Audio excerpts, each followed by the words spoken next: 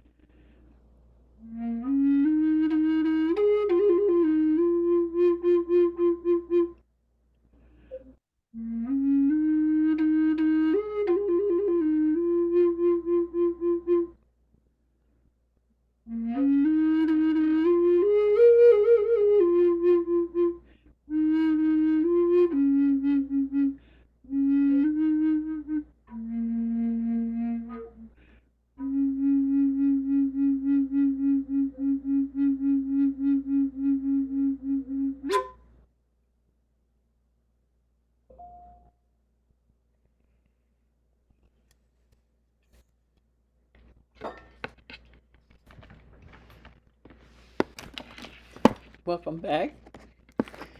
Um, just briefly, make mention that next month we have Julie Adriani coming. And Julie is a wonderful physical medium who does some amazing things. She's had a near-death experience, and she's I don't. Vicky, would you like to say something about her? Because Vicky is studying with her at the moment. Um, she has had a near-death experience along with her mediumship partner, Michael.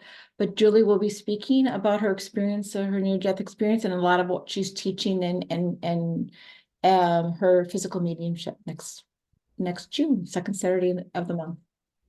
So that will be exciting to have. We haven't had a physical medium before. Uh, for those of you who don't know, physical mediumship involves manifesting things from the other side into this world, and it's quite exciting.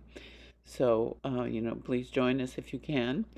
And again, if you are able, we'd appreciate a donation. We are not taking in enough to cover our monthly expenses.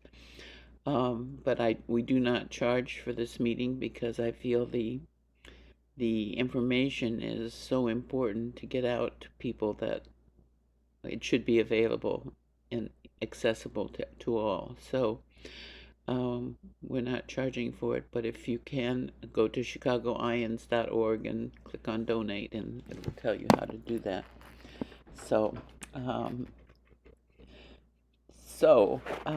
we had the good fortune of having Terry speak to us once, and I think Marjorie was going to, but we never quite made that happen. So we've got them both today, and that's a wonderful thing because um, they're great teachers for all of us on the steps to spiritual awakening. Which, if everybody on the planet were spiritually awake, the planet wouldn't be like it is today at all, and it would be a wonderful thing. So we look forward to hearing their stories. I'm going to turn it over to them.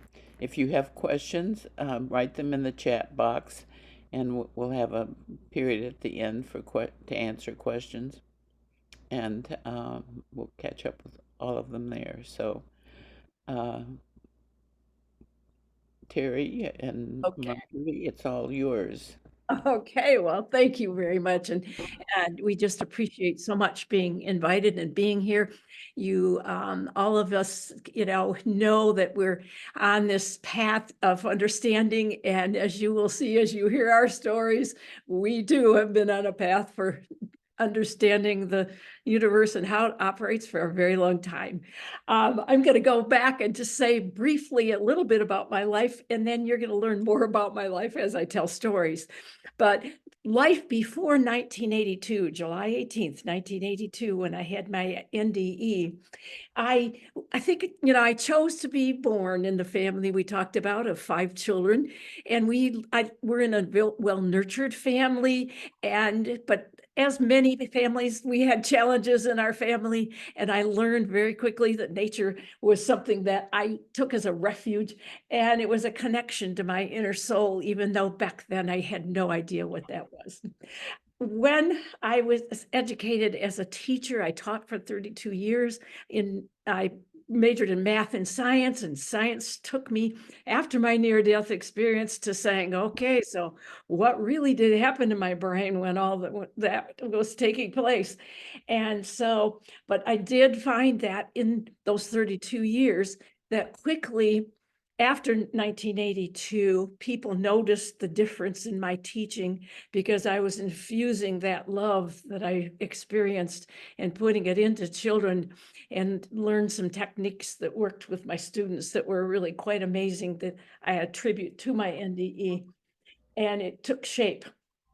I live in Holland, Michigan, but that's not where I've lived all my life. My husband and I were married 53 years ago, and our lives took us from Germany to that was where we first lived, from Germany to back to Michigan, back then to Denver, and then to Tennessee, where my NDE took place. And so you'll hear much more about that, and then back to Michigan, where we are now. And so, but those 53 years were with my husband, Doug, he lived through my NDE, lived through the changes in me that happened after that NDE, and grew with me as we opened doors that we had no idea we would be opening. I have 3 sons. 2 of them were born prior to my NDE. And the third one was, and those 2 children were in the accident that I was in, which I'll be telling that story. And one was born afterwards, after they had told me I'd never have children again. And so he's kind of my miracle boy. And now those 3 sons are grown, have wives, live in various places in the country. And I have 4 beautiful grandchildren, and ranging in ages from 9 to 21. And so our lives are very full. And that's just a brief introduction to my life, but I'm going to be telling you much more as I tell stories. But now I want to really think about meeting this amazing sister who's sitting next to me. And I mean, meeting, you met her when we opened up, but I'm saying what an amazing and incredible life she has lived, and what a gift we have had in each other. And I our lives were intertwined in ways that you will see as we go on that we would have never, ever predicted, but probably maybe planned as souls as we came into this life together. We probably already knew that what was going to be happening in somewhat, but yes, as always, we would never have had any idea as we were children or as we were young adults. So let's hear about Margie and her, a little bit about her so she could introduce herself. Well, as she said, we're sisters and 5 children in the family. We were lucky enough to live in an area. It's part of the New Deal for people that didn't have money. And it was a fabulous place to grow up. We each had an acre of land and we were required to grow our own food. So we had gardens all over the place.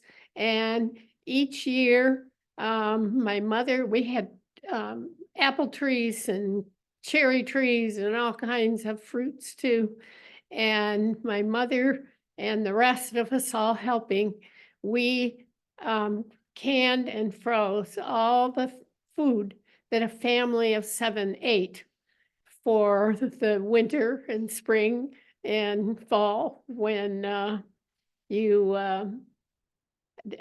it's not growing anymore. Although I always felt sorry for my mother because just about the time in September when there's so much produce, she was left without all her helpers as we went off to school. I went to Central Michigan University. I knew I wanted to be a teacher. I studied science, especially botany, and then early education. And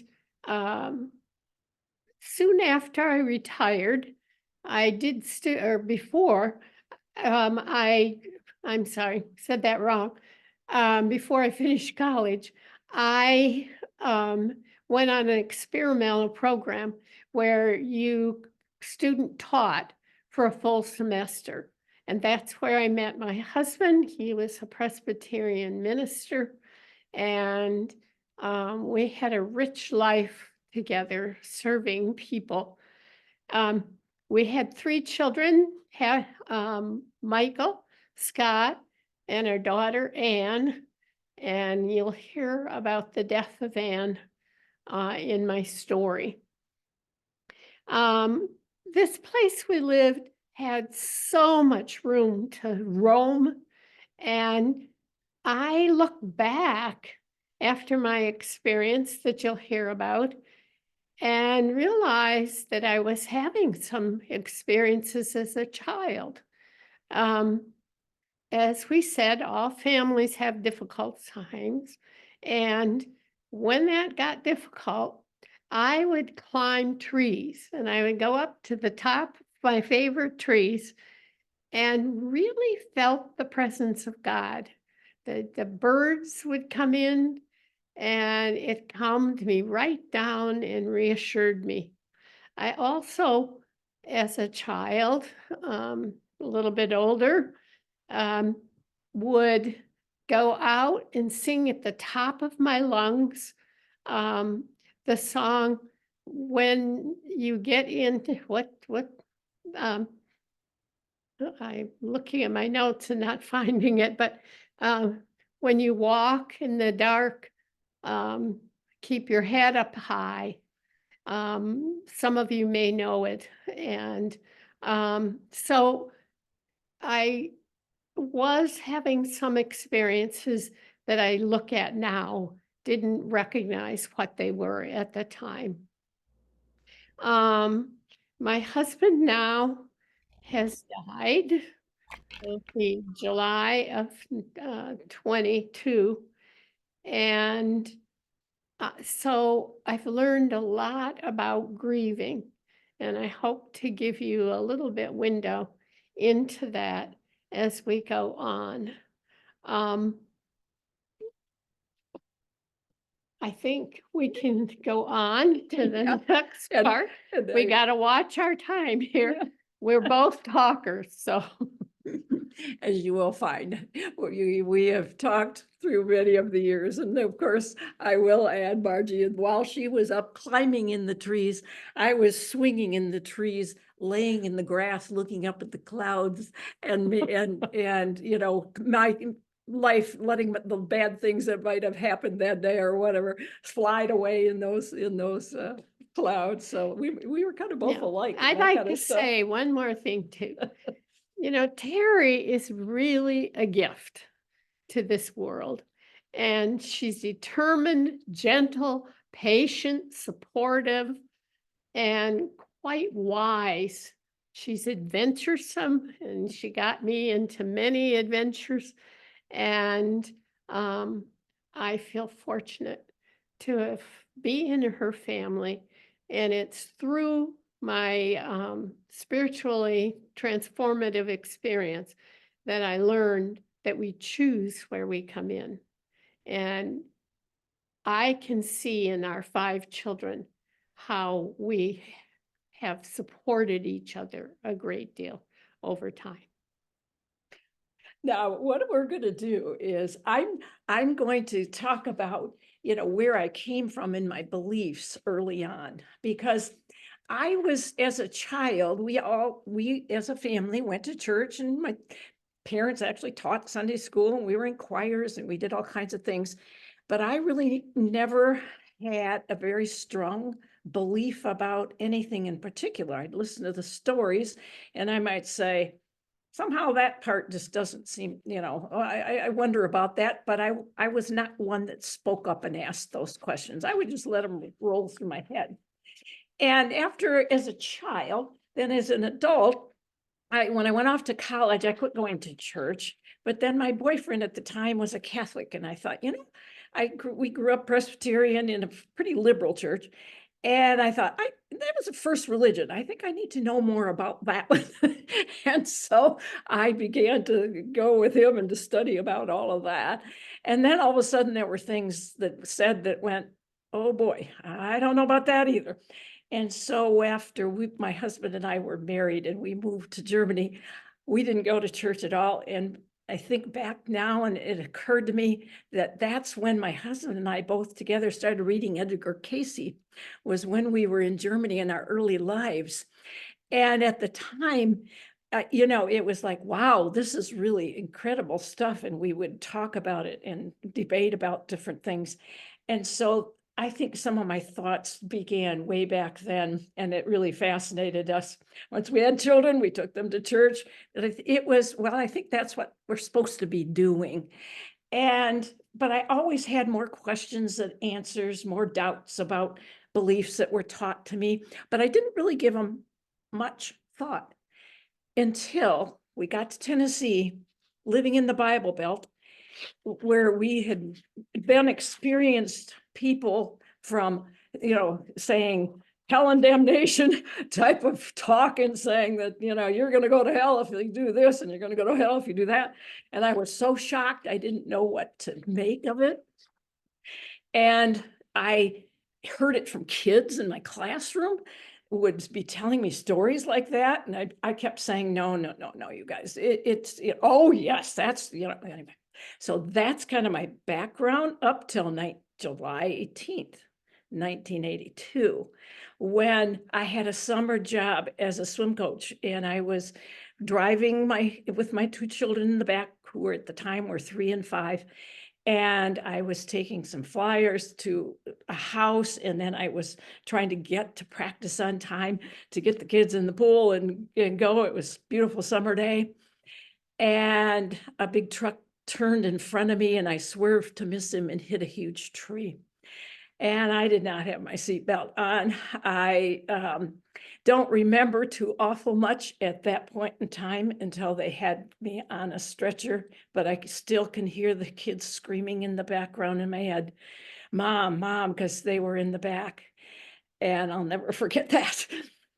And at the hospital is when they were trying to figure out what was going on because I was bleeding in many places, but they were trying to figure out internally, and my spleen ruptured. And the next thing I knew is I only remember just screaming in pain at once. And then I was above my body and I was looking down and I thought, oh, I feel really nice. What, and then I'm looking at the doctors and the nurses, they're flying around, screaming at each other and yelling and trying to revive me. And I all of a sudden realized, wait a minute, that's me down there. And I'm not feeling any of that. And I'm not, but I was thinking very logically. So right away I knew, I was thinking outside of my body. And I remember consciously thinking, wait a minute, if my body's down there and I'm up here, how is it I'm remembering, oh yes, I was in a car accident. Oh yes, my kids were with me. I was remembering life just as it was. But then I'm thinking, I looked and I recognized my own doctor, Dr. Rich, who was a family doctor, and we knew him as a family because my husband played golf with him. And it was like, how'd he get here? And only in a small town would they find him right away, get him to the hospital. But I was remembering, and he was screaming at all the doctors and nurses, telling them they weren't doing this fast enough and they weren't doing that fast enough and get doing this. And I could feel all of his emotions in me. And he was just so upset and so worried and tense. And I could tell the different nurses and things what they were thinking at the time too, like, why does he keep yelling at us? We're doing, I could hear their thoughts. And then all of a sudden they began leaving one at a time, and they were giving up. And only Dr. Rich was there at the end, and he was holding my hand and he's talking to me and saying, I am so sorry. I had no idea what was, I didn't get it.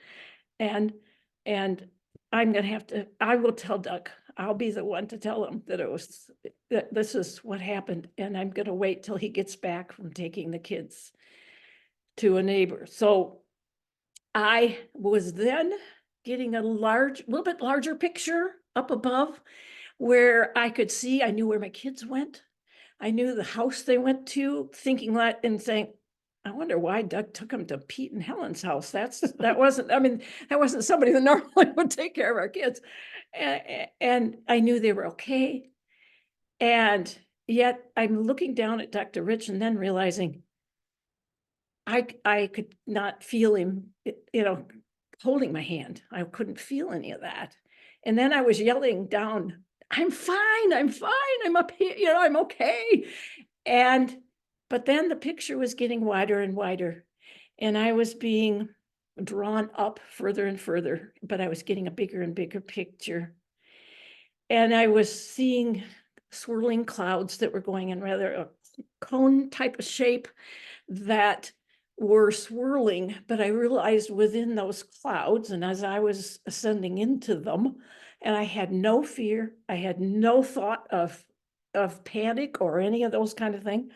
I was drawn to sounds I began to hear, and I was seeing amazing colors swirling around. At the time after, when I first woke up after my NDE, I don't think I ever thought of those colors, that they were going along with me, and very likely light beings that were traveling with me. But I was just seeing these amazing colors and not bodies, not a face. And I was being drawn towards a light that, if you think of a cone like you yell through at a game or something, and the little circle at the end, that little tiny light was drawing me into it, but it was so bright and beautiful. But when I got to it, all of a sudden it was poof, and I was in that light. It was surrounding me, hugging me. I was just simply in an absolutely incredible place that I had a very, words are just ineffable. You can't find the words you really want to say. But I was feeling total and complete unconditional love.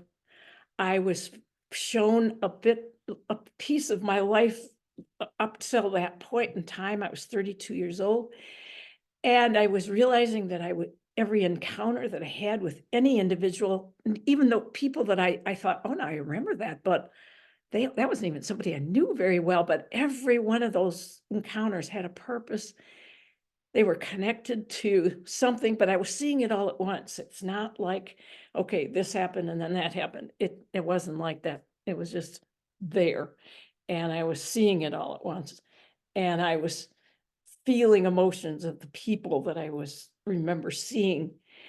And after a while of that, I was just so taken with what was around me and thinking there were no bodies. I was not seeing a body figure, my own, theirs, but I realized that I was smelling colors. I was tasting. I mean, not tasting. I don't remember tasting. I remember saying that in the book too. I don't remember tasting. But I had more senses than I ever thought that I ever had because I could hear the colors. And I was not only hearing the colors, but I was hearing different colors. I was hearing sounds that were kind of like humming, kind of like chimes, kind of like a choir that when you hear them but I can't, you have to put all of that together in a sound that was so beautiful that I just wanted to stay in it. And then I was absorbing, but not in a talked voice. In other words, I wouldn't say anyone talked to me. I was being absorbed knowledge-wise, and it was like I knew everything. I understood everything. And yeah, and I was hearing, over and over and over again, and was saying to myself, love is all there is. Love is all there is. And then we have the ability to heal ourselves. I knew I was going to heal. And yet it was like, we have the ability to heal ourselves. But at the time I left, I knew, it's like I knew everything, but I didn't retain it all. I think I all of a sudden, within just absolutely a snap, I was back in my body. And of course, that was a pain rack body. That was a body, but I do remember screaming and then a shocked look on Dr. Rich's face. I can still picture that. The interesting thing to note is that I don't remember any details after that. I was rushed to another hospital. Shelbyville's a smaller town, and they rushed me to Nashville. And I don't have any memory for the next 8 to 10 days. Zero, none. And yet the NDE is still so crystal in my head that I can close my eyes and picture it even now. And that never left me. That's always been absolutely crystal clear. And eventually, and I'll explain a little bit about that later, that I was thinking logically outside of my body. And when I came back in my body, I wasn't even able to think. And for the next once I got out of that hospital, I don't remember leaving it. I don't remember being brought home by my husband. He filled in all the blanks for me. I don't remember seeing my children, which I can't even imagine, until I was recuperating. And our older sister that we were saying, we have an absolutely lovely older sister too, Lynn, who came and took care of my children so Doug could go back to work. And later, this would happen, where the memory of sitting, it was beautiful summer. We had a gazebo out in our backyard. We had a lovely backyard. And I had blocked out the fact for the next 3 weeks, I had been going back to where I came from. I went back, and yet my body was there, and my body was healing, and I was more and more becoming aware of everything, and all the memories of my NDE just kept flooding in my head. And I will explain a little bit later, because I want to stop for a moment, because as you think about being pulled towards an incredible white light and all enveloped into that light and the ineffable, I mean, you can't describe words to describe what it absolutely looked like. But seeing my life played out before me, experiencing the emotions of all the people in the room, experiencing all of those things, all these concepts had to move themselves into what my consciousness was allowing. And when I first woke up and I'm in the gazebo outside of our home, and I'm like, oh my gosh, and I kept getting these pictures of what was happening, little bits at a time, and I'm thinking, my gosh, what was that? And I had never heard of anybody that had near-death experience. I had no knowledge. I didn't know what to call it. I was in a place where I just felt like I couldn't even say anything to anybody for quite a while. And I'm going to finish those pieces in a little bit. But I think it's important for us, the knowing about hearing information and coming back with the knowing we can heal ourselves. I was told that we can heal ourselves. We have the ability to heal ourselves. You will be healing. And the doctors were flabbergasted because I was healing so quickly. And will tell you that at the time, I couldn't face, Dr. Rich was the one who was in there with me. And it took me many visits back to him before I finally opened my mouth and said, I think I need to tell you what I experienced. But it was almost 3 months before I did that. I started telling Doug. And of course, he's like, okay, now tell me this again. And I was only giving him little snippets at a time, because it was like, okay, I can't, this just sounds like I'm crazy. And I thought I was crazy. I'll have to say, I had never known a person that had a near-death experience. I had no clue what to call it. And the learning that took place there and the learning that followed is wrapped up in the learning that is in this amazing person sitting next to me. Because I began telling my husband Doug learned my near-death experience details a little bit at a time. I was terrified to open my mouth because it just didn't sound like real. And yet I had such a good picture of that. And yet I couldn't remember the 8 to 10 days I was in the hospital afterwards. What's with that? And so I had a very difficult time.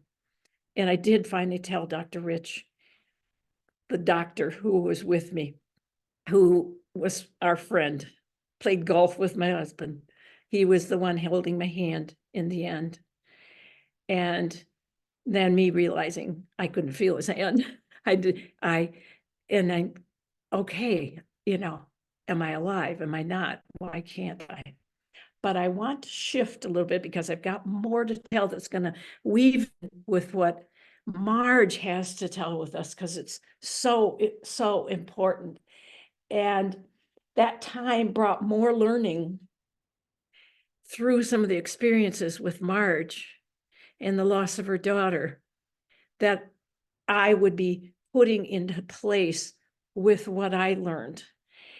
And that didn't happen for many years. My near-death experience was in 1982. Marj's daughter died in 1996. So we had years where I only told snippets of my story to people. And I can explain, a little bit of that. But I had so much information in my head, in my mind, that when her experience, but she's got to share a little bit about her first, because you will understand the weaving of the stories that took place and happened over time. It took us time to weave all of that information together. And there's just so much to tell. Go ahead, Margie. I want to hear from you, and you will love the beautiful story from this amazing sister I have. I want to start, we kind of made ourselves a outline, and I just wanted to start by what my beliefs were before 1996 at the death of our daughter Anne. And I, as I said, was married to a Presbyterian minister. We lived next door. There was hardly any room between the church and our house. And I have to say it was a rich experience. It was a very busy life, and I wouldn't trade it for anything. So some of the things, the beliefs that I had were pretty solid. And even as a young child, I just knew that it was important. And our father taught Sunday school every Sunday. And so we went through all of those and the youth group and so forth. So I was helping Jim. He was working with the youth in the Wilmette Presbyterian Church. And I was helping him with the work trips that we took every year. So we would go off to rural places, Wisconsin, a lot of them. We painted little churches, these little white churches that the congregations couldn't afford to keep up. And so we would fix boards and we would paint. And I joke that I learned to cook for 30 before I learned how to cook for 2. But it was wonderful fun. And then, our children began to come. And so Scott and Michael are 2 years apart. And then Scott was the second one, and he had colic terribly. And so I thought, I'm not ready for another one. So Anne was 3 years after. And I was able to study with professors from Chicago Seminary because they would come to the church to talk to the congregation. I was learning about theologians, old ones, and later on down the line, some current ones that were stirring the pot a bit. But I had no problem. I just knew there was a God, but I was still working on, well, what is heaven gonna be? I knew for me that I don't think there's hell yet. I still don't, but it was all good. And in 1996, Anne went off to college, and she was at St. Olaf College in Minnesota, and she was an instrument. She played the clarinet, and she was in the orchestra and band up at St. Olaf, and they went off to Norway after her sophomore year to play at various places in Norway.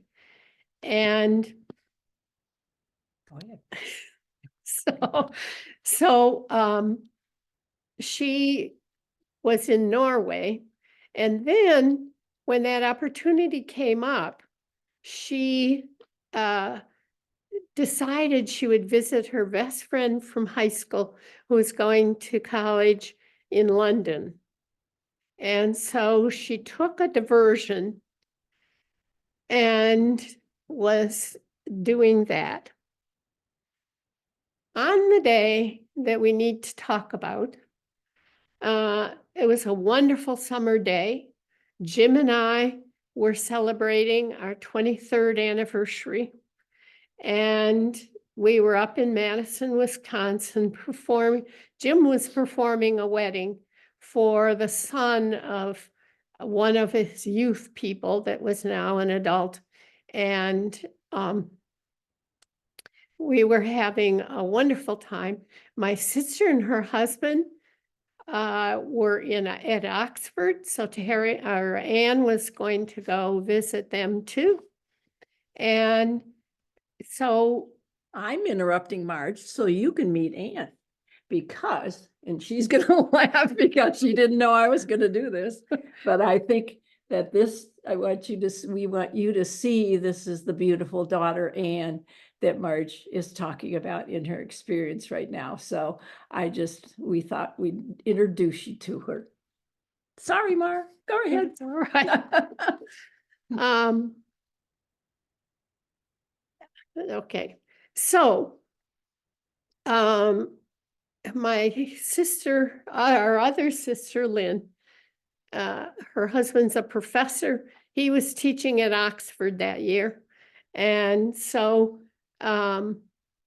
their daughter and I spent the day planting a garden for my sister to come home to. And so I was rushing to get ready, and I said to Jim, I'll be there. Elizabeth will take me to the wedding. Don't worry. And just as we were about ready to leave the room, the telephone rings, and it's our son, Michael. And he says, I'm going to be okay. He says, Mom, there's been a horrible accident in London. And I said, oh no, is Anne all right? And he says, no, she's no longer living. And so I just kind of melted into a pile on the floor and just couldn't believe what I was hearing. She has to be alive. So here we had the wedding. I was all dressed for it. And I just said, well, we can't do anything until after the wedding. We can't disturb all that wedding. And of course, after Jim performed the wedding, he came home to see why I didn't, or not home. We were at a place to stay to see what was wrong. And so I had to tell him what was wrong. And we decided that we were going to pack up and leave. And we called our friends and told them what had happened. Please don't tell other people, because a lot of the youth that Jim knew were there, and we just didn't want to ruin the wedding and the reception. They're Polish, and we had been practicing with them how to polka, and Jim and I were all ready to polka. Well, off we go home. The church helped us pull the money together, and all four of us went to London to see what happened. Anne was in a dormitory with her friend Val. Val went off to study because it was finals time, and we're never going to know what happened, but she fell 8 floors down from the window in the dorm. And so we just had to see for ourselves what had happened. And so we, 3 of us didn't have passports that were valid. And so London allowed us to fly in, and they issued them at the consulate. They gave us a person to help us with everything. And we were appointed a detective who said, I just think there was foul play. And so we spent our mornings in meetings with these people. And then in the afternoon, my sister Lynn, our sister Lynn, would come to London on the train, and she would take us to places that were in nature and that we could be by ourselves and begin to mourn.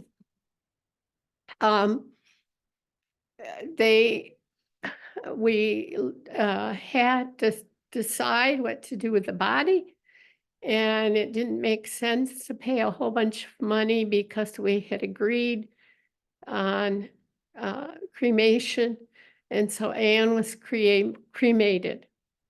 Now, Michael had graduated from college and was working for Crate and Barrel in New York.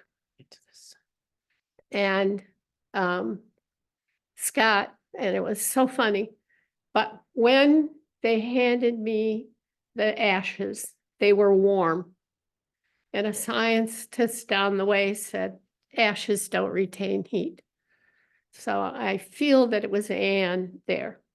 All right, so we go home and we're making plans for the funeral. And Anne, I said, was a clarinet player, and she was very good and brought to this position by a woman named Kathy Pirtle.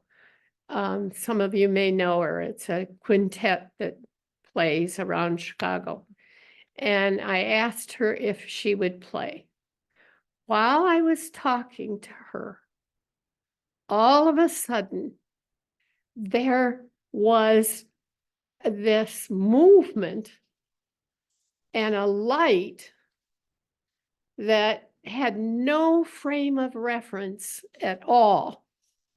And I began to experience, I had been crying 24 hours a day and just, it was horrible. But I experienced joy and peace that doesn't belong to this world. And it came over me. And then we were having a conversation, and I'm not clear who I was talking to. I could see nothing but light. And I was asking every question that I wanted to ask. Well, what happens to what Anne would have done in her life? And then it felt like I was traveling very fast through space, like you see sometimes in movies. And I was back hanging on to the telephone in my kitchen, and Kathy was talking and saying, yes, we will play, and had no idea that interruption, it felt like a long time to me, had occurred.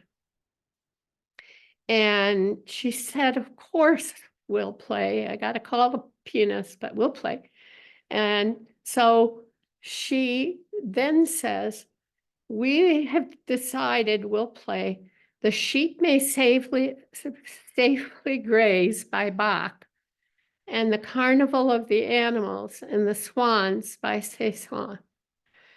And that described to me when Lynn came from London one day, she took it to the Cotswold area, and we saw swans in the river, and we saw sheep. You went around this path, and you could go across people's land, and The Sheep May Safely Graze was telling us what we did. And I was just in a daze. So, it all, we had the service and so forth. I just was in the fog, could not see, I was not doing well at all. And the church was providing us food. And to this day, I don't want to go to the door and have somebody hand me food. But we were well taken care of.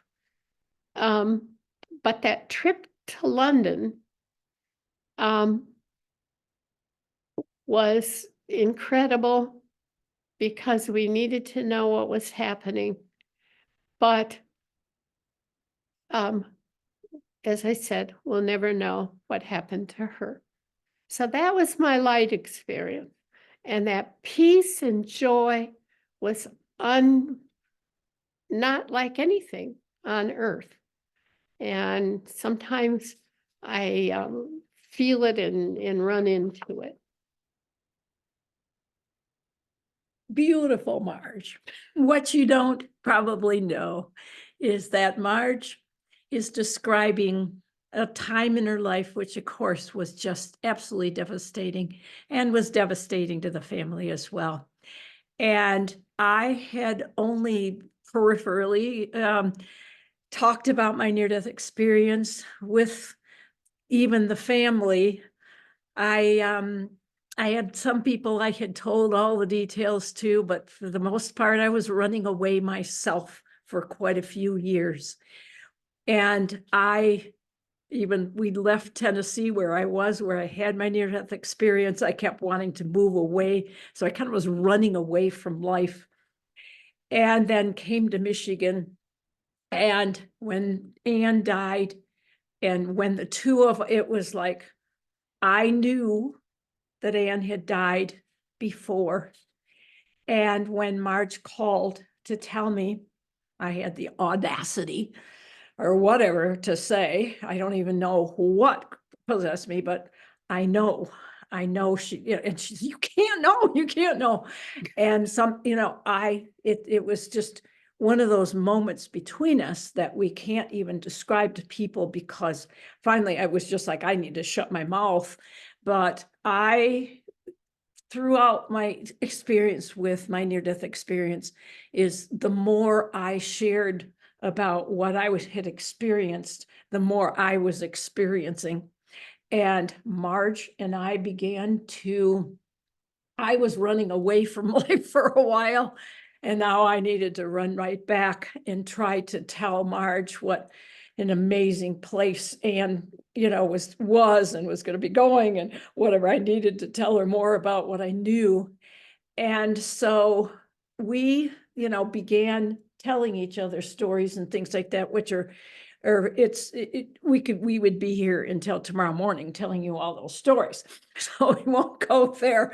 But what really was happening is that once I began to put in place what my near-death experience really meant in life, and what had happened with Ann and Margie trying to put her life back together, that we realized we had a lot that we needed to be thankful for in common that we were able to put together. For a long time, we were exchanging what had happened with each other, but still it was Ann who changed our life again. And that was, for myself, the experience of going to sleep one afternoon to take a nap, and my husband deciding not to wake me up. And I was woken up by Ann's presence. And it was Ann sitting there. It was Ann and her dog Zeke, who had passed away 3 months after she had. And me just going, oh my gosh, Ann, you are alive. You are alive. You look at you. You look beautiful. You are. And she and I sat there on my bed having a conversation and sharing stories and sharing things that had happened. And I couldn't wait to get off the phone to talk to Margie and say, Ann was here. She's alive, but not here. But before that, before she got to telling me that, I had a dream, and I called it a dream, but it was so real and it brought such life back to me. That Jim and I were in bed and we were reading, which we often did. And all of a sudden I heard Zeke's chain, and he came bounding on the bed, and Ann came, and we were talking and having a wonderful time. And the next morning, it was so real, so real. And I thought, wow. But I felt such high energy that day. So we both experienced having her come to us. One of the things that happened at that point in time too, was that she had brought messages for that I was, and so I'm calling Marge to tell her all these messages, and these things are, these are, stories that are in our book. But I think one of the things that the reality of that is when both of us, in sharing the stories with each other, and me sharing what Ann came to say, and telling me for Marge to find her green bag because there was something there for her that she had been searching for ever since she died. And so that message to Marge came through Ann, through me. And then Marge, who had been searching for things. I mean, it's such a long story, but it's not though. We can shorten it so that we don't run out of time. I was getting ready to go with the youth of the church to ski in Breckenridge. And I found this green bag that we had been looking for a long time, because they had sent Ann's all the stuff from college back, and they had sent it from London, and her jewelry was missing. And at some point, signed up with Suzanne Giesman to have a session with her. And she says, well, there's a locket. Ann's telling me about a locket. And I said, well, and she says it has pictures in it of me. And I said, well, I know Jim gave her a locket, but it's solid. Not a locket, it's solid, it's a heart. And in that green bag, there it was, with a picture of her about 2 and a picture when she was a teenager.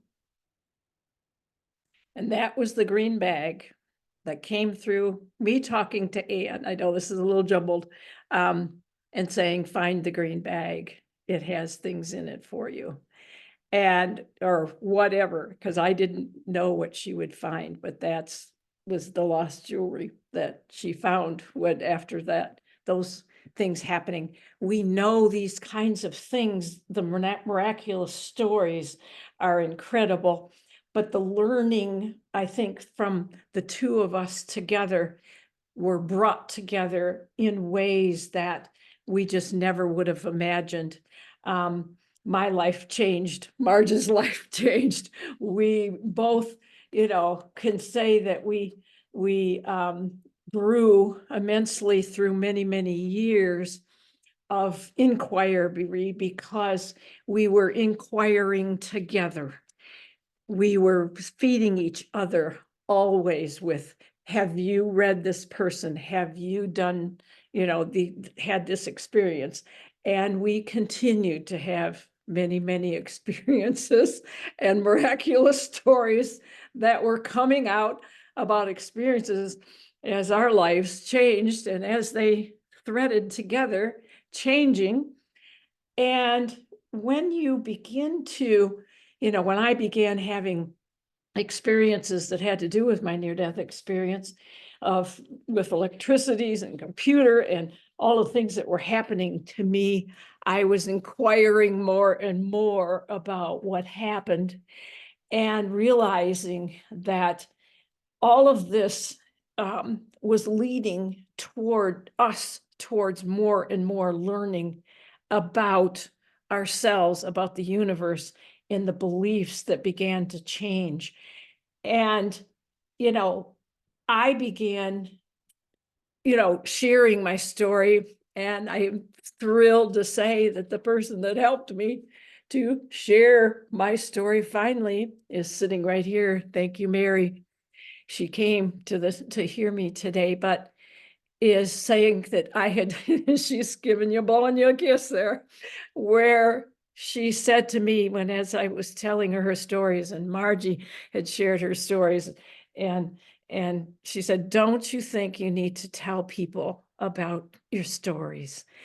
And so then that was all of a sudden, okay, maybe I can begin to tell my story.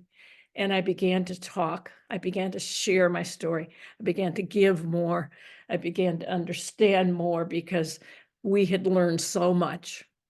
Marge had learned so much. We were working together to learn and find more about the types of things that we had learned.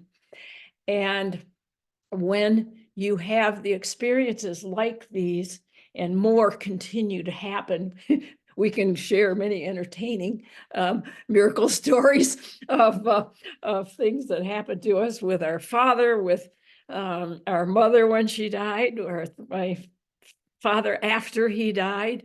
And, our minds we had been opened wide. And when we began to decide that these stories were needed to go into a book, we wrote our story, and the book, the Light Gap, came, from our journeys. And so, we began, The Light Gap, God's Amazing Presence. And many of you may know that book, or you have read it, or you've never read it, but that's Marge's and I's story together. And there's so much in there that we can't begin to share that with you today. But I think one of the important things is that each step of the way we began learning more and more, and we were feeding each other information that was going to really bring our life into a place that we understood more and more. I know that for myself, I had just decided in my teaching career, I was going to go for my master's in brain studies because I wanted to know what had happened to me. I wanted to be able to voice what had happened to me, what had happened to Anne, why we were able to communicate with Anne, why Margie was continually hearing and being with Anne, which of course she can share those kinds of things. But there's so much to our stories that we, could hardly get to them all. But life changed, and our beliefs began changing along with them. And I know that for me, I went through a time for healing. We're healing. And I had heard that message, you can heal yourself. Well, my doctor had shared with me, why are you healing so quickly? I don't get this. And when I finally shared the story with him, his jaw dropped. And that's a whole story that is told in our book. But when we began understanding what was happening to us and what we were learning by all of these, that sent me into becoming a healer. And that was another experience of knowing that perhaps I had the ability to heal others. And so I was searching for that and came upon, not until after our book was published, where I came upon knowledge of reconnective healing, which was just, there we go. I was after I talked at IANDS, and when I talked at IANDS about our story and our book, I had never heard of Dr. Pearl. I'd never heard of reconnective healing, but I came back to IANDS to listen to him. And again, I had another experience of just when I sat down to hear his story and hold his book, my body just simply gave me messages that I think I had no clue that I could share with people. But at the same time, I then decided that healing was what I was meant to do, and went through all the training. And I've had some incredible experiences through that healing that have brought me closer to all the beliefs that I have, piecing together from my NDE. Margie has so much in that same vein, but it's so important that we were feeding each other each step of the way. And it's an incredible feeling to feel that when you are working together, that and listening to what we were hearing from beyond.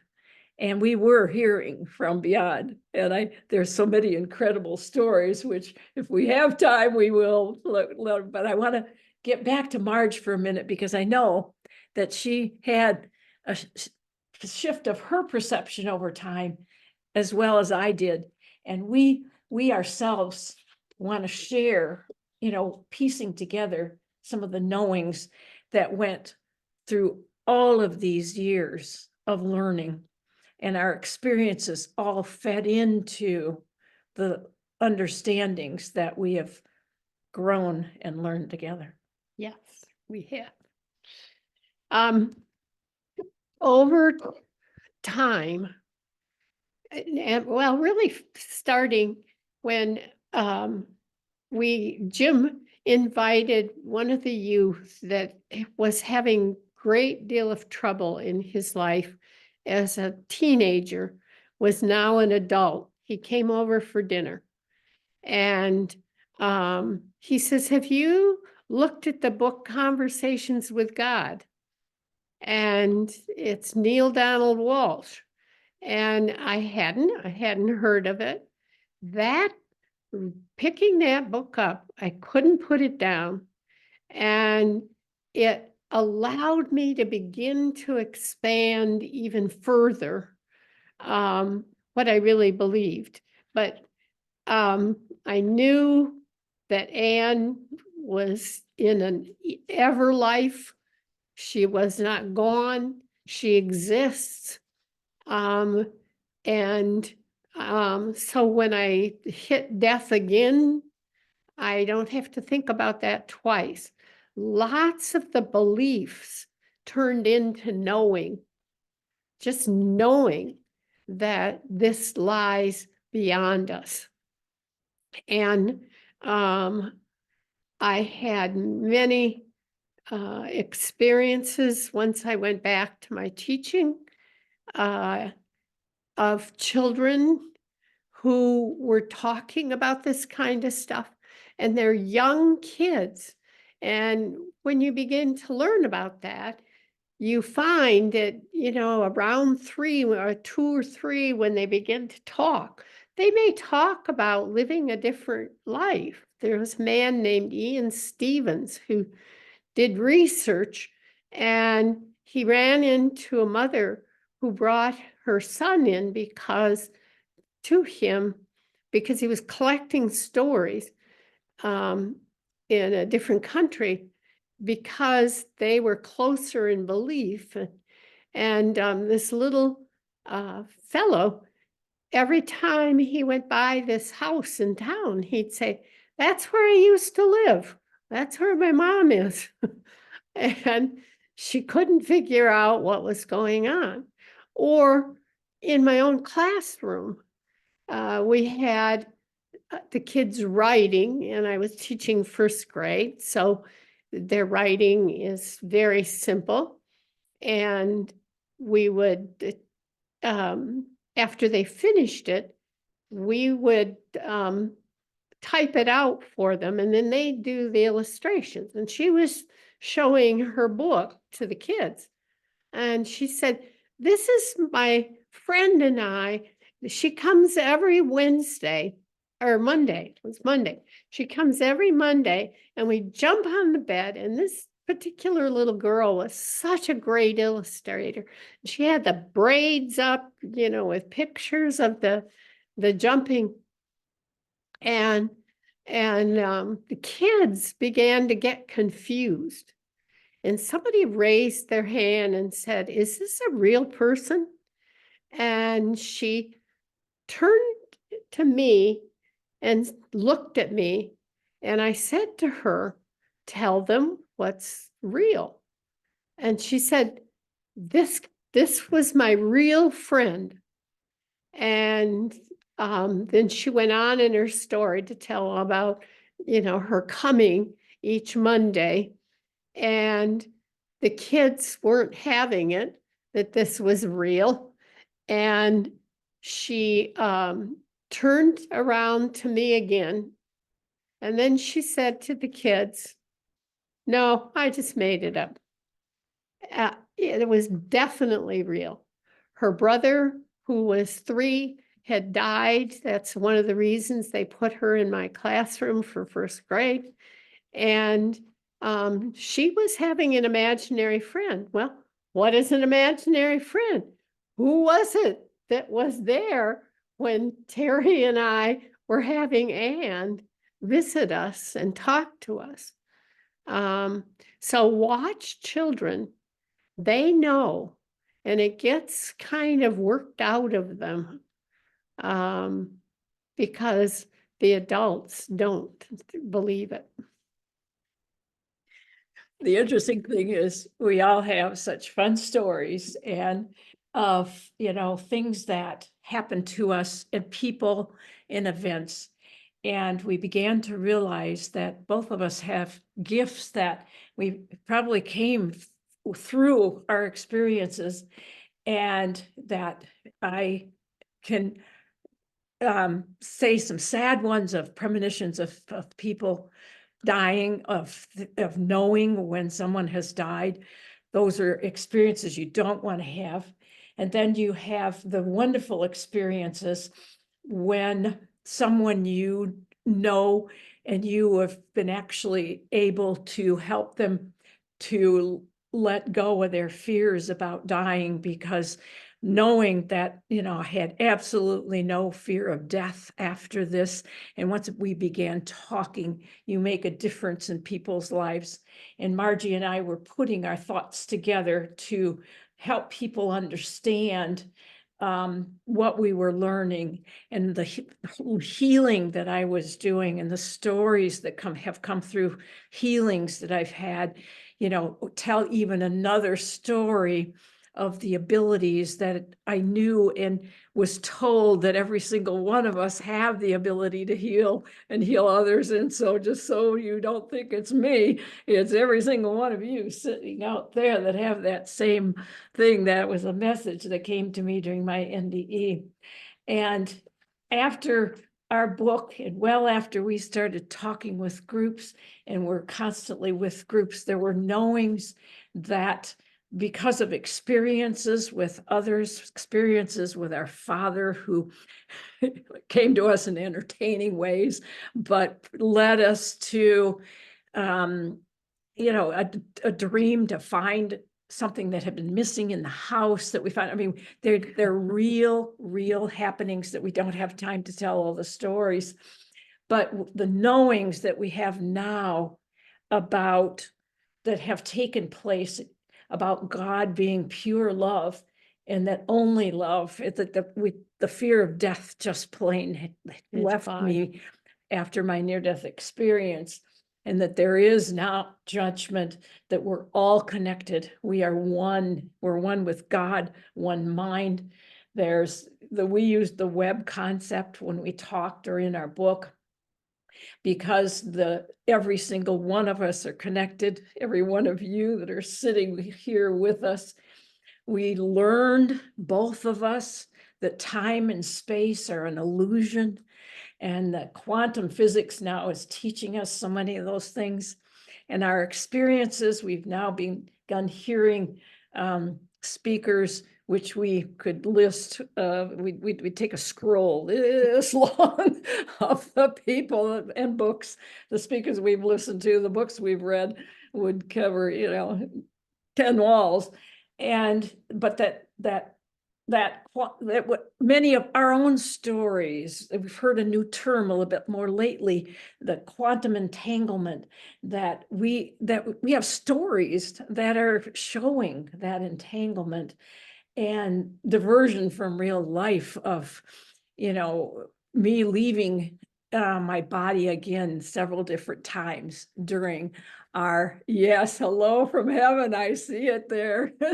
Thank you, Diane. There are so many, many stories, and we do have some of those fun stories of things that have happened to us. And, people, we now are very open and tell these stories because we have opened up, and we are not afraid to tell these stories to other people anymore. But we for me, healing is a piece of it, and the stories that go along with that. In Chicago airport, I began hearing sounds from a century, I think, ago, where I was hearing nature sounds and whatever, and a time warp. I had premonitions about knowing when someone is going to die, which is really hard. I don't like that, knowing that. And other recent happenings with people that have passed on now, and we're hearing from. There's just so much out there that we just have to be open to, and we are. And we want, it's that sharing of what we are, so powerful beyond measure. And we've learned that our human body is created with abilities that we can learn from, and that the spiritual realm is not very far away from us. We are within it.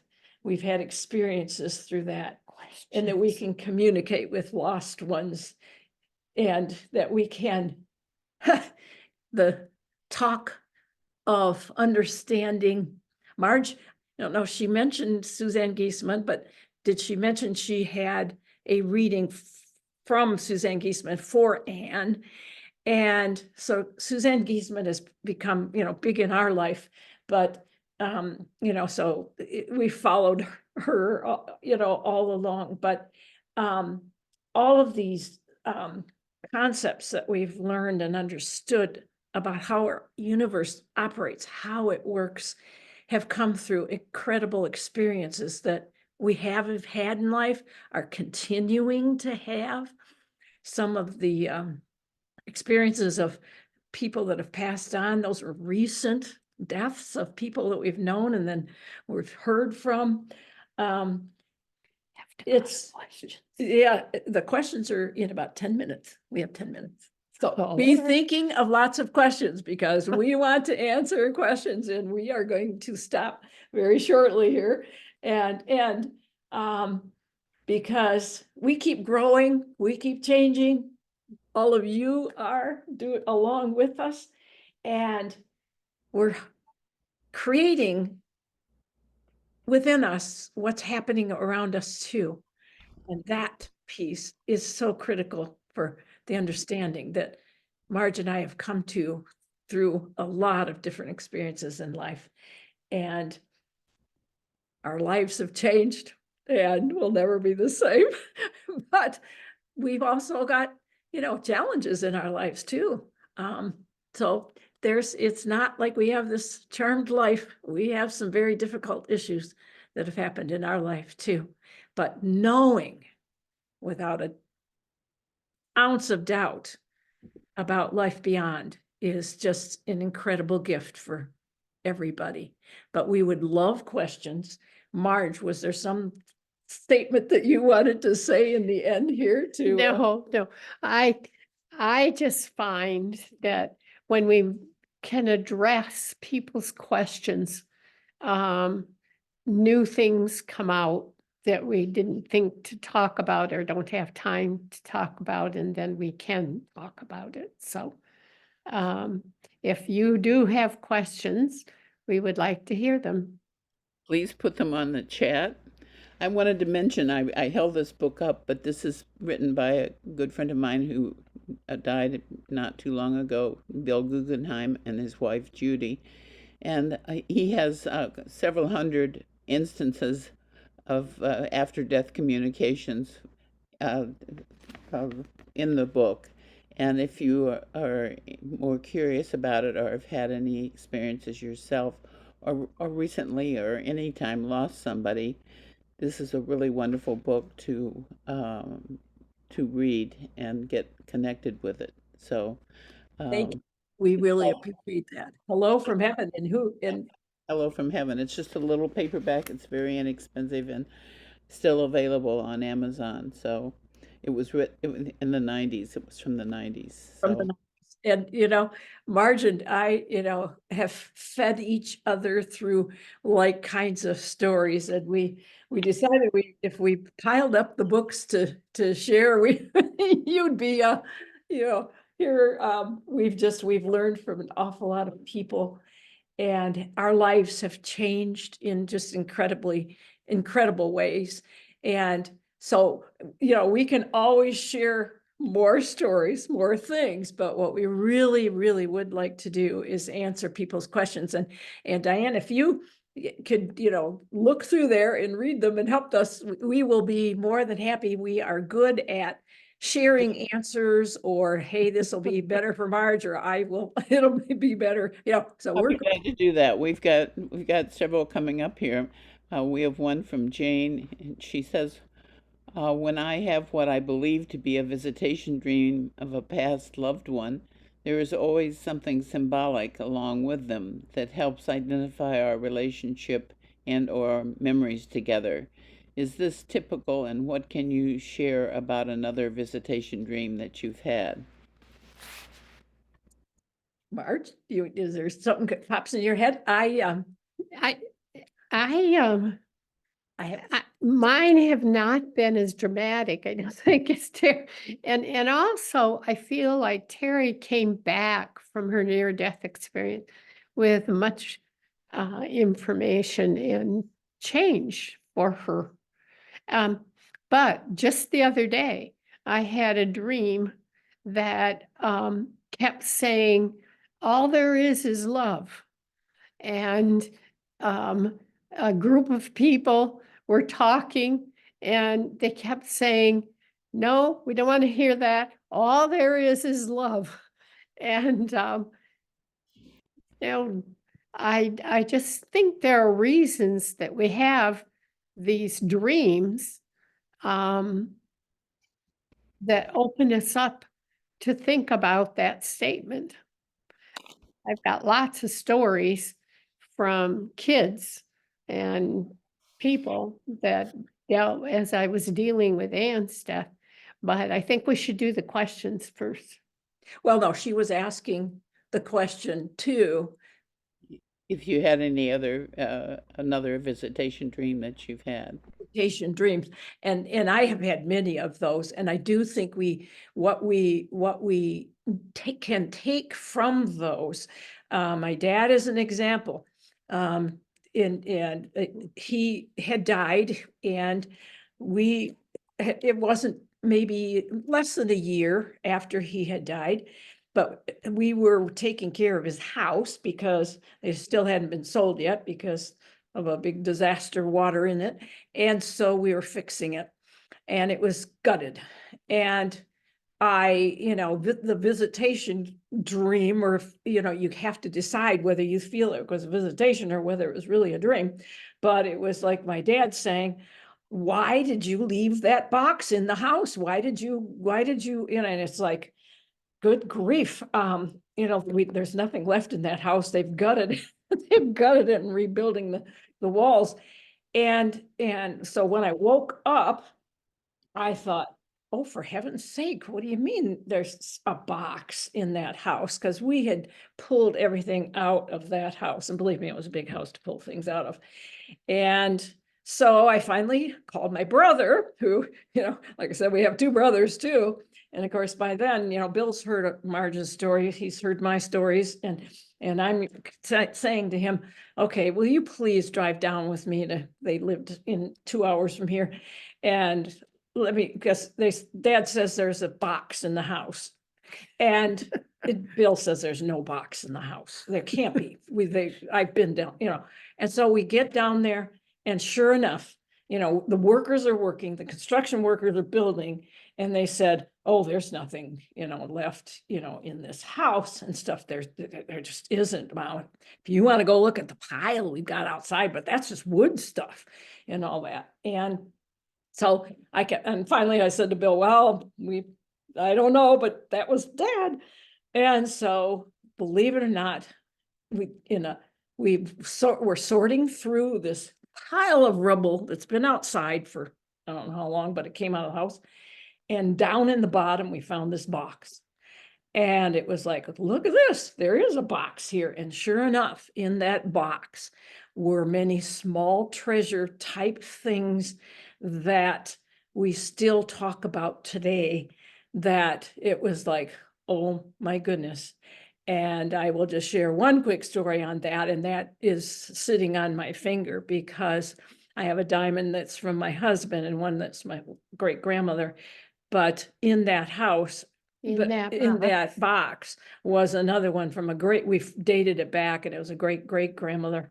And, everybody in the family said, you need to keep it because, but there were each of us got a treasure, and there were things left there. And those are those dreams, if you want to call it, but it's almost like, okay, that was a visitation, and it was true.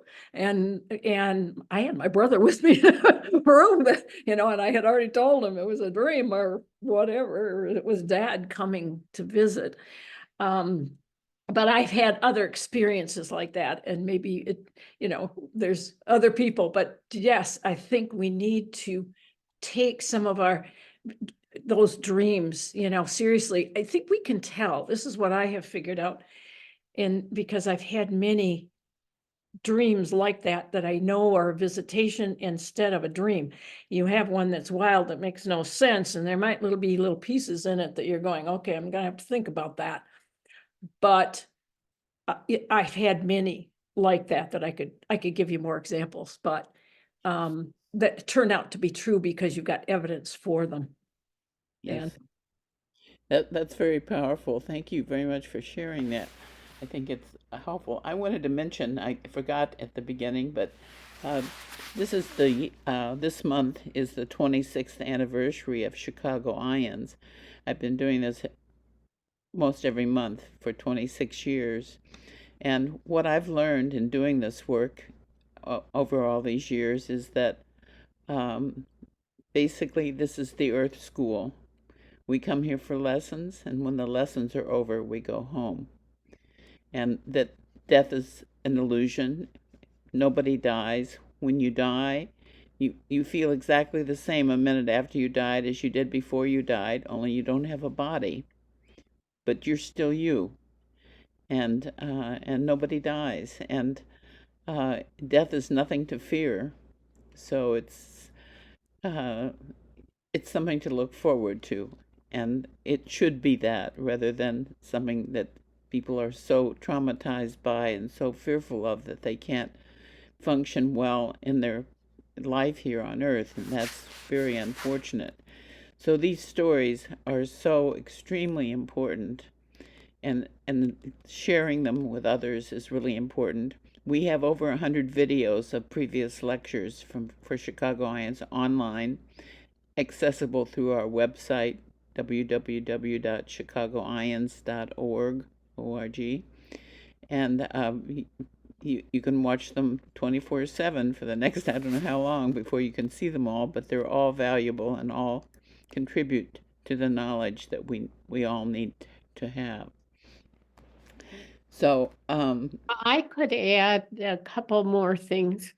After Anne's death, her friends had dreams, and they came and told me, but many of them were, "Don't worry about me, I'm okay."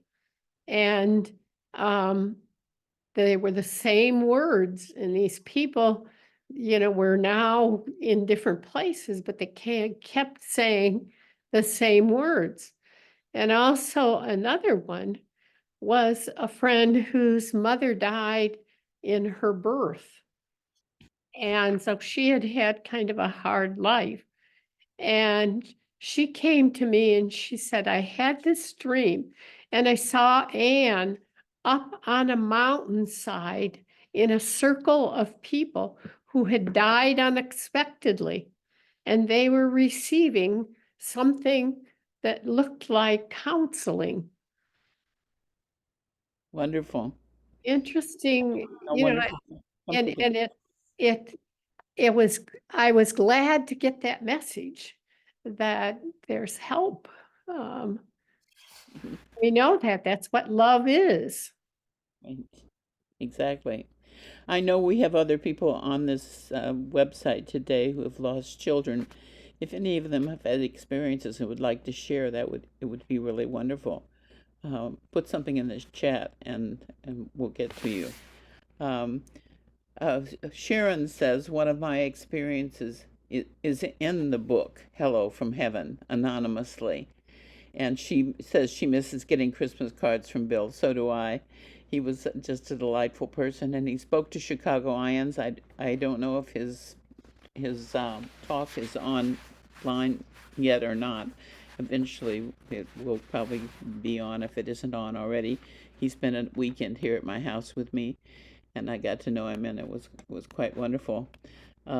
Someone else asks who is Suzanne Giesemann is her last name, Giesemann, and she spoke to us a couple of times, and she's also spent weekends here with me in my house, and I came across the knowledge that I had been her father in ancient Egypt, and Oh. when she was here. And Giesman's father in ancient Egypt. I knew you've was. told that story before and I had forgotten it recently. Yeah. When she was staying here, she was just starting on her spiritual journey, and she wasn't a very practiced reader for giving psychic readings, but she gave some, and she gave me one, and she insisted that I give her one, and I did so reluctantly, but during the reading, it came up that I told her about a life. I was told by my guides to tell her about a lifetime that I already knew about, and I've had about a dozen lifetimes in ancient Egypt, and in this particular one, I was a very important man in charge of doing the preparation of the body for the the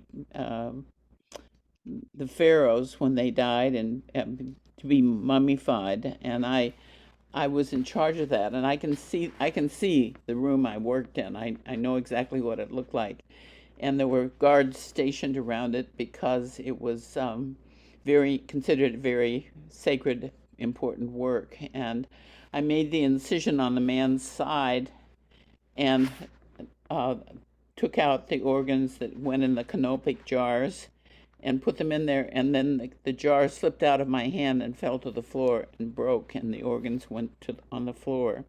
And I was immediately arrested, and they gathered up my wife and my children, and I had to watch as they killed my wife and my children, and then they killed me. Mm. And I was told to tell that story to Suzanne, and I did. And after I finished, she turned around and looked at me and she said, "Oh, you're the one." she already knew the story, but she didn't know that I was the one who was her father. the fumble finger father in that lifetime. So, yes. Yeah. I think that if you're leery about reading some of these books, Suzanne Giesman is a good one to start because she was in the Navy and ended up being the assistant to the head of the whole Pentagon She was, group. she was a U.S. And one she of the said, only. I demanded facts. Don't tell me anything but facts. And then, and, and during the Twin Towers, she was going over to London. They were going to knight the head of the Pentagon people. And they had to turn around and they were the only plane in the air. And her job was to go and figure out who was alive and who was dead and how they needed to get together to get up and going again. She flew on U.S. Air Force One with President Bush regularly. She was a Navy commander. But And of course, anyway, now she's her husband's daughter died, was hit by lightning, and she had experiences that brought her to the channel that she is now. She's a medium. Right. yeah, she's just And a, she was she just also an published author. a book. That's what the one we held up. Came out because, just this last week. I think we've read all her books, but this has just come out. So it's The Awakened Way, Making the Shift to a Divinely Guided Life by Suzanne Giesemann. It's her newest book. She's written several biographies too, including Janet Yes. Nohavec and Anne Gaiman. And they're very interesting stories. Yes, and there All of her books are. Anne Gaiman has been here, and as well as Janet Nohavec. Janet Nohavec has now passed as well, and I went to Lilydale and studied with her and had many amazing experiences there with Janet. So, and it's all connected. And Eric Pearl also has been a guest here and spoken for us. And That's where I first met him. I was- And that's how I became a reconnective healer, was because I met him at your IANDS. It was after I had spoken there, and I came to listen to him because I did not know about him when we wrote our book. And it was after that, and then I became a I've had amazing experiences with him as well. It's fascinating. many stories about healing from the whole time, because I became a certified healer too, and it's been a big part of my life. But I know that there's more questions here, so I don't want to overtalk. Karen says, what were some of the messages that you received in the light, Marge?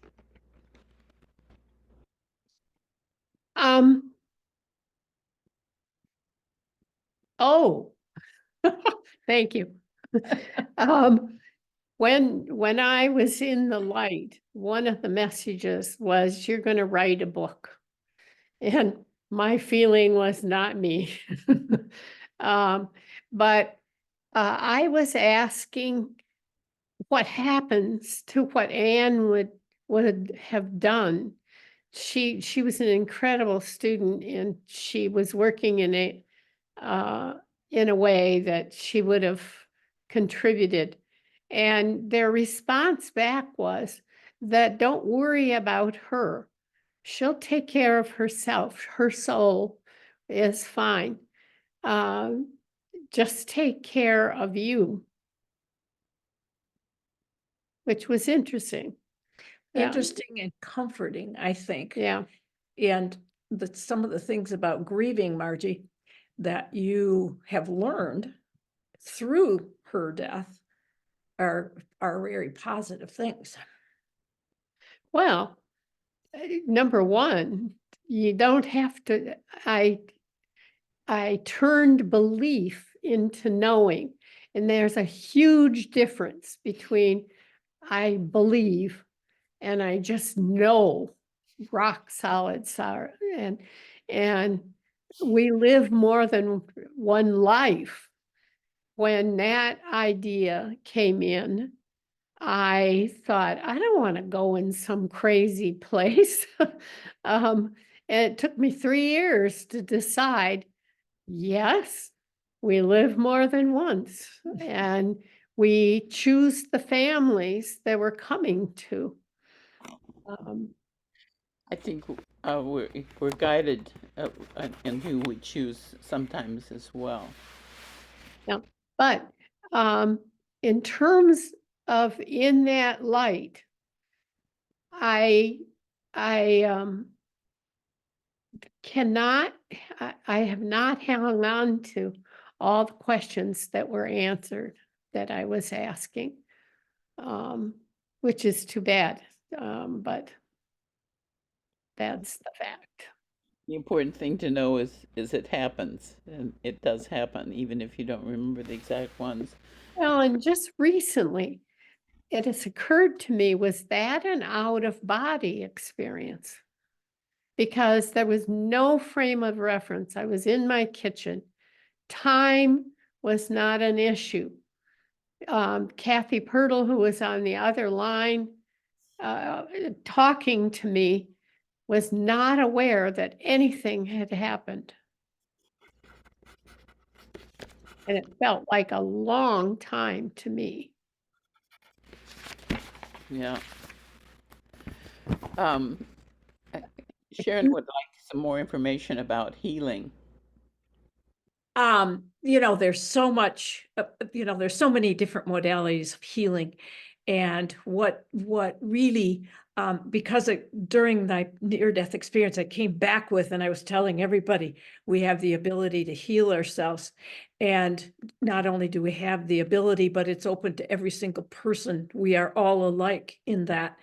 And so many of the healing modalities didn't match what I was, I kept trying this one and trying that one. And it was powerful for me when I chose reconnective healing, mainly because I had another experience sitting in the auditorium with Diane hospital? at the hospital.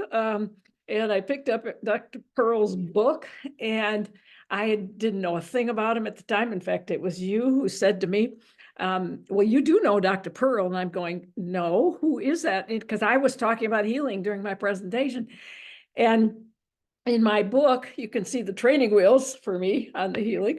But when I held that book and I sat down in the auditorium, my body vibrated from head to toe, and I hadn't read one word. And I'm looking at it going, what in the world? So my body, my soul was telling me a message. And so, and then after I heard him speak, but when I went home, of course, I couldn't put the book down, so I had to just read it from cover to cover and the next day. But it's just something that was within me that opened up. But I also know there are so many healing modalities that I've experienced and known and can talk about, and that was the one that just spoke to me. But there are some beautiful things about them all, and they are things that when we can let go of some of our traditional, I mean, we still need traditional medicine. I needed traditional medicine. Believe it or not, we had this after my near-death experience, and I'm not sure we have time to go into that, but I needed a healing myself, and I worked and worked, and I did heal myself. But that was just before I met Dr. Pearl. And so it was an interesting, and I've grown in just immensely in that time as a healer. And I've grown by being the healer for others, because I'm the recipient of that gift as well as the person who's receiving the healing. And I've got some incredible healing stories that we probably don't have time to go into, but Well, they're out there. Tell you, Terry did a healing for me. I was beginning to have trouble breathing, and what I experienced during that healing was that my lungs were blowing up with air like a balloon, and that you couldn't possibly have a breath that big, and it just kept going and going. And I haven't had any trouble since. But it's not always a physical thing that No, you heal. It can be emotional pieces that get healed. physical, emotional, spiritual. It's all wrapped into the, this human shell we borrow for a while, sorry, that we borrow for a while to live in, to live this life, but we are meant to live this life in total joy. That was one of the messages for me too. It was that we are meant to live in joy. We are meant to, love this life, but boy, we've all had challenges, and I could list many of my own. And currently, and I will say, because my husband now doesn't mind me, sharing with other people, he has Parkinson's, and it's been, it's a huge challenge in my life. And yet what I've learned is carrying me through this in such a better way than I would have had I not. And also the healings that some of the reconnective healers did for my husband, there are some stories there that are just absolutely incredible of where that they took him. I mean, he made amazing progress, and the he COVID. still has it, but he had pneumonia and almost died. And then, anyway, I have tremendous healing stories about what happened to my husband. He's doing, incredibly well for a person who we still have to say, yes, he has Parkinson's, but a year ago and now he's a different person, and he's, believe me, made Absolutely wonderful. amazing progress. Yeah. So You basically just answered the next question, which is, when you experience a major life challenge after all of this, how does that change the way that you look at a current challenge? And that pretty well sums it up, what you just said. And But also what we've learned is we're never alone, exactly. and we can ask for help when the challenges come. You don't feel so helpless. Yeah. You just know that there's help there. those are knowings that we've come a long ways, and that makes a huge difference when life challenges do come. And yeah, I mean, there's many stories there, yes, for sure. No one is alone. Everybody has at least one God connected to them at all times. We definitely know that now. Trudy would like to know what city you grew up in.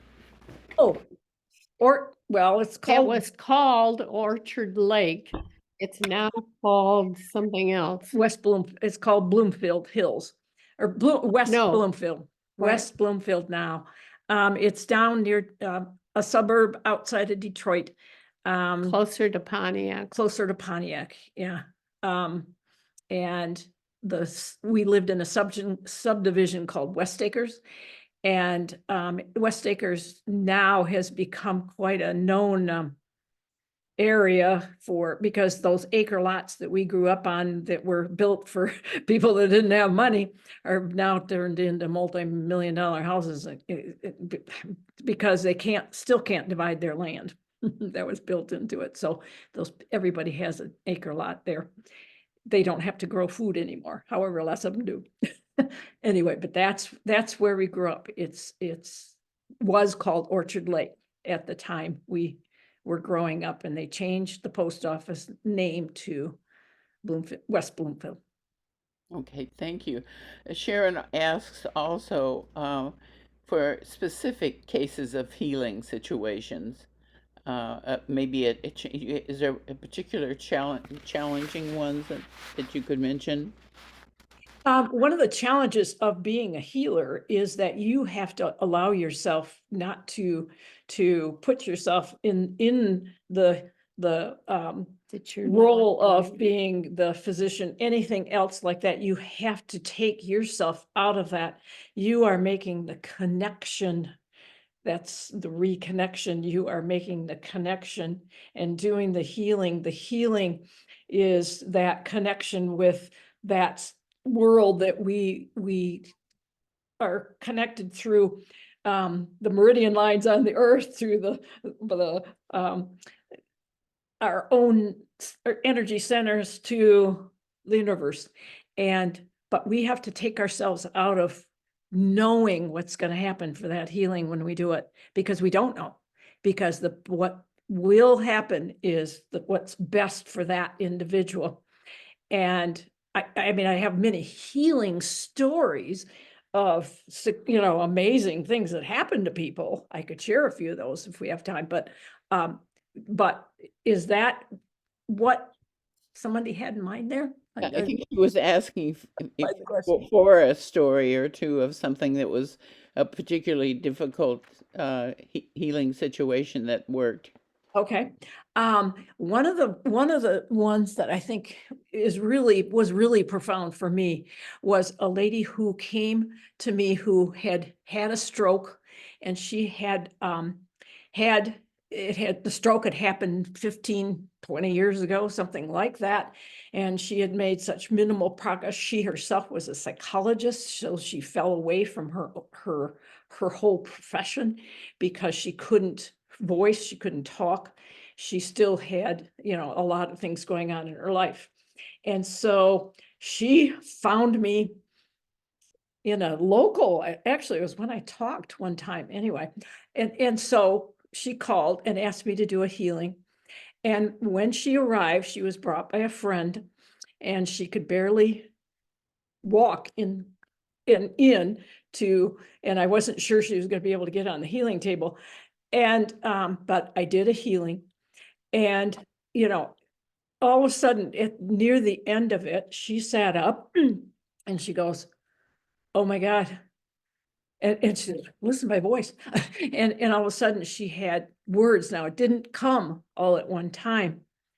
And so about a few weeks later, she called and she said, "You're just not going to believe." She said, I'm moving around now, and I'm able to do some things that I haven't been able to do for years. And she said, "And I wouldn't have been able to tell you this story because I could only get phrases out, not sentences." I mean, she was still using phrases, but you could tell what she was trying to say. So she asked for a second healing. And when she came for the second healing, I thought, oh my gosh, I was doing the healing, and she all of a sudden burst into tears and was crying almost uncontrollably. And I honestly didn't know whether to stop. I thought, oh my gosh, what, and so I kept going, and pretty soon she kind of stopped crying, but she relaxed. And I thought, oh my, I don't know what I'm gonna hear. And she has given me permission to tell this story, by the way. And because I never tell someone's story if they don't give me permission. She said, then anyway, she sat up, and I said, I don't know what experience you had, but your tears just really moved me. And and she said, "Oh, don't let it." She said, "Oh my gosh, oh my gosh. I met with my mother." And she said, Oh, her mother had passed away, and she said, "I saw my mother." And she said, "We were totally estranged." That's a whole nother story. But she said, "I was crying because they were tears of joy, not that I was hurt. And I'm sorry," but she said, I couldn't help it. I was just crying so hard." And all of a sudden she says, "Wait a minute. Listen to me. I just told you that story." And I said, "Yes, you did. I have more words. They're coming." And they had been locked in there. And she said, I can tell I can tell a story. Oh my gosh, I can tell a story." And I mean, I thought she was going to leap out of here. And soon after that, I was talking at a local yoga center, and I was giving a presentation. And she asked if she could come. And I said, by all means, I would love to have you come. And she got up in front of the group of people there and told her story about the healing and said, 2 weeks ago, maybe it was 3 by then, I couldn't have stood up. I would have been having to hold on to my walker.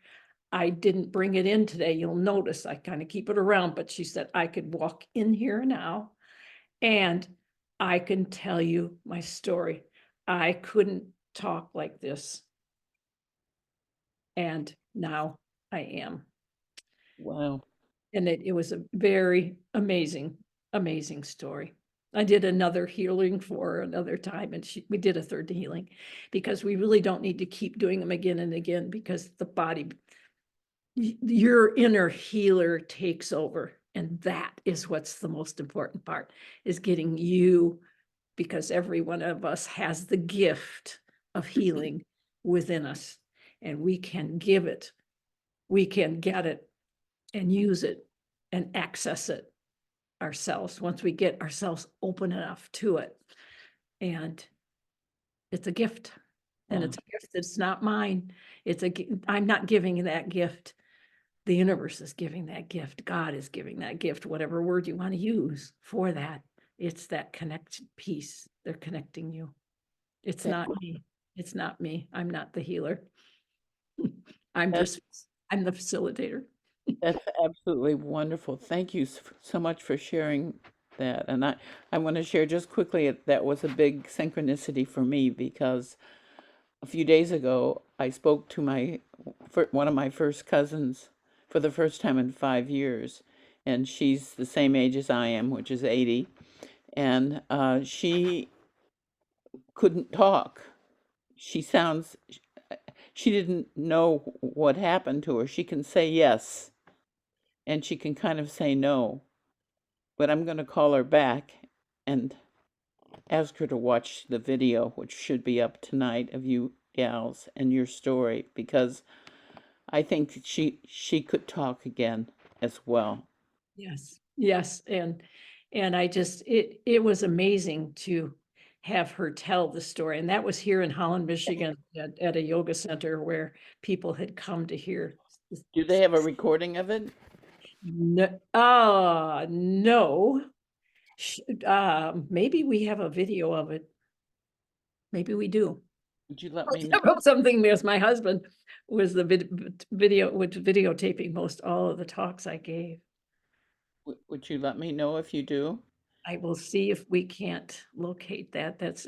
Yeah, that is interesting, but I know that, after that, because I had said, it's your story. I can't share it without you. She said, oh, you can share it with anybody you want to share it with, because she just was so thankful what happened with her life after that. So.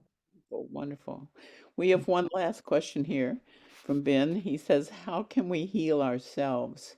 When you said healing, are you talking about Reiki, herbal, or farm medicine? All of those there are so many different healing modalities that we could give names to. Reiki is one that's, very well known now and used in hospitals even. Reconnective healing is another type, and there's many other ones. But I think what we have to all understand is that we're working in the same field. We're working with the same God, the same universe. And that while for, me, there are reasons I told you of why I chose reconnective healing. And one of the reasons was right from the get-go, the title of Dr. Pearl's first book, Heal Yourself, Heal Others. And as soon as you start reading, it says we can, we have the ability to heal ourselves as well as others. And it's not anybody, you don't have to have this special gift to be able to do this. We all have the ability. And that's what I learned in my NDE, was we all have the ability. We just don't know how to do it. That's the problem. And like when you talk to people and tell them, that, what you do, And yes, I can wake, it's real possible it's going to wake it up in you. And that's what the goal is not keeping me employed and giving you a healing again, again, and again. The idea is to open the healer within you because it lives in every one of us. Yes, wonderful. Bless you. Thank you. That was so wonderful and so helpful to so many people. It will be even to more because we have it online available for everyone to see in the future. And I just appreciate you both so much and thank you so much for being here and sharing your stories with us. Thank you for inviting us. Thank you for inviting us and thank you for your time and all of you because I am convinced that just about, every little screen here, you all have a story and they're significant too. And it's, any one of us is not, any more gifted than the other person. I think that's one of the misnomers of understanding life is we all have the same gifts. They live within us and we may nurture one more than the other. And, people ask me, well, did you think you learned during your NDE that you were to become a healer? And I said, yeah, I probably did. But boy, it took me way too long to take it on. I didn't believe it. I didn't, and then I realized that, yes, I was meant to do that. But that, how people talk about life purpose, but there's some commonalities in all of us that I think we all just have to know exist and that, we all have abilities. Jen asks how to turn belief into knowing. That is a really, really good question. I think it's taking a leap of faith. And then when you do, you see it happening around you. And you have experiences that are showing you it. It's that Wayne Dyer phrase that always was there. When you believe it, you'll see it, not the other way around. You'll see it when you're going to see it. Once you put the belief there, all of a sudden you're seeing it everywhere. And there is such truth in that.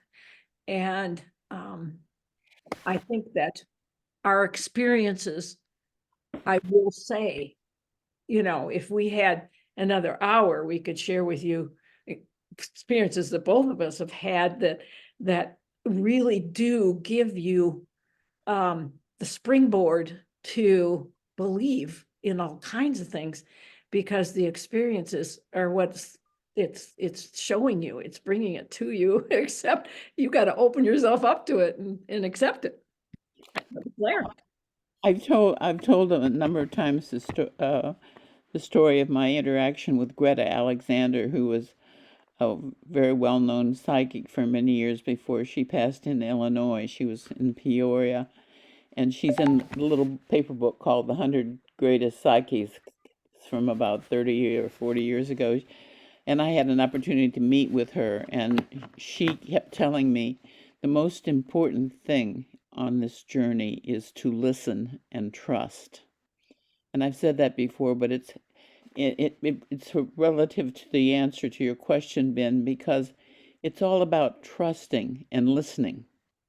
These things come in front of us on a daily basis. These weirdnesses, and most of us are just trained to kind of ignore them or say, "Oh, gee, that was kind of funny," But if you really listen to whatever it is that's being presented to you, and you trust that it's real, and just allow yourself to be open and just allow it to be real. And that allowing. One of the best pieces of advice I've ever heard from Greta Alexander way back when, 20 years ago or whenever it was, that I had breakfast with her in Elgin, Illinois. I think there's something else to it, and that you have to listen. We're so busy, we're not paying attention. And I could tell you stories of things that happened. Soon after, we have a cottage up in Eagle River, Wisconsin. And we arrived, and it was soon after Anne had died. And we ended up coming in the dark, which we never do, but we did that time. And we were going in the house, emptying out the car, and I saw things flying past me. And I thought, oh my gosh, Jim, the bats are out. And was getting a little nervous about it. But then I went in the kitchen, and we've got huge windows in this place. And here's a absolutely huge Luna moth. And I've got a picture of it. And I haven't seen a Luna moth since. And I had never seen a Luna moth, but it was as big as my hand. And it had lit itself on the window because of the lights, I assumed. And then another time, I went down to the lake at the time when the dragonflies are hatching, and they come out of the water and they sit on the pier and they come out of their shell. So you see them. And I went down, this was maybe 3 years ago now. And here is this dragonfly that's just huge and had beautiful colors on it. And there was another one on the pier coming out yet. And I haven't seen him again. And Suzanne Giesman calls these snags, they're getting your attention. And I'm sure it was from Anne saying, I'm here with you. And I get messages like that. We're with you. And that's one of the things I've turned into a knowing that they know what we're doing. Yes, absolutely. Might be with worth us. mentioning too, March, Suzanne Giesemann, I mean, years ago, I had heard Suzanne Giesemann was coming to Michigan, and so she was coming to Ann Arbor, and so Yeah. we decided March to come up, and Mary's sitting here went with us too. But and it was early when she was doing a lot of her talking, and then because she met Marge, we talked, understood, whatever. But anyway, Suzanne Giesemann did a reading for Marge for Anne to connect with Anne. And there were, And it was incredible what messages. she came up with. She knew, I mean, she could tell me about Anne, and the first thing she said to me, and this was on the phone, I had gotten home and I had signed up on a sheet that I would like a reading. And she called up and said, somebody canceled. Do you want to do this now? And so I did. And she said, don't tell me anything. We gotta have evidence. And so she began to tell me things that Anne had done, things about Anne that she could never have known. And like the locket. Well, just think about that for a while, and maybe you'll find it. Maybe it'll happen. And it did. So just it's an amazing thing. And this business of a snag, she says, don't overthink it. They're trying to get your attention. And we've all had experiences like that, perhaps. I don't know. I went down to the beach in Wilmette. There's a bench that is in Anne's name there, and sat after Jim died when I came home. And I sat on that bench, and they haven't taken care of the gardens very well, but Anyway, one of the things Jim loved was birds. And he would whistle to them and they would respond back and forth. They'd have conversation. And I was sitting there and along came a blue jay. And then pretty soon there was a whole group of blue jays and they landed in the bush next to that bench and sat there while I sat there. That just doesn't happen. And then if you look up blue jays, it says they don't group. They usually are individuals or two of them. And, so think about that too. Don't overthink it. Say, yes, it is this person that I wanted to talk to. Listen and trust. Listen and trust. Yeah. Listen and trust. It's become one of my mantras. Yeah, Terry is a real wordsmith. I am not, as you have heard in this, but yeah, listen and trust. Absolutely. Thank you again both so much for being here with us today and sharing your wonderful stories. And I hope to see you all next month when we have Julie Adriani. And this will be a really wonderful meeting too. So we are very blessed. We have over 100 videos on YouTube. Please use them for your own edification and those of your loved ones to help make your lives more fulfilling. So thank you for coming.